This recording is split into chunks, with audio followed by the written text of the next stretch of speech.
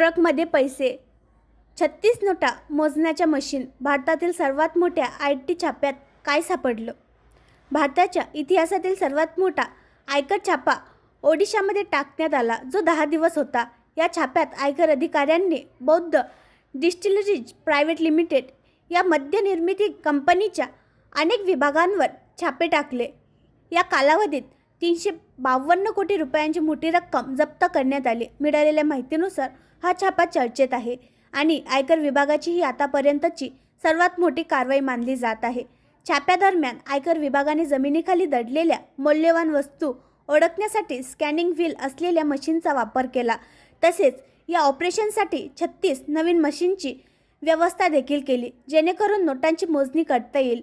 एवढी मोठी रक्कम मिळाल्यानंतर आयकर विभागाने वेगवेगळ्या बँकातील कर्मचाऱ्यांना मदतीसाठी बोलावले. ही मोठी रक्कम मोजण्यासाठी आणि संरक्षण करण्यासाठी मोठ्या संख्येने कर्मचाऱ्यांची आवश्यकता असल्याचं सांगण्यात येत आहे. आयकर विभागाने छापेमारीनंतर जप्त केलेले पैसे ट्रकवर लोड केले आणि कडेकोट बंदोबस्तात विभागाच्या कार्यालयात जमा केले. हे ऑपरेशन यशस्वी झालं आहे. केंद्र सरकारने ऑगस्टमध्ये या छाप्याचे नेतृत्व करणाऱ्या आयकर विभागाच्या अधिकाऱ्यांना सन्मानित केलं होतं, ज्यात प्रधान आयकर अन्वेषण संचालक SK झा आणि अतिरिक्त संचालक गुरप्रीत सिंग यांचा समावेश होता. हा छापा आयकर विभागाच्या यशाचं प्रतीक ठरलाय. यासोबतच भ्रष्टाचार आणि काळ्या पैशांविरुद्ध सरकारची कारवाई सुरूच असल्याचेही यातून सिद्ध झालं.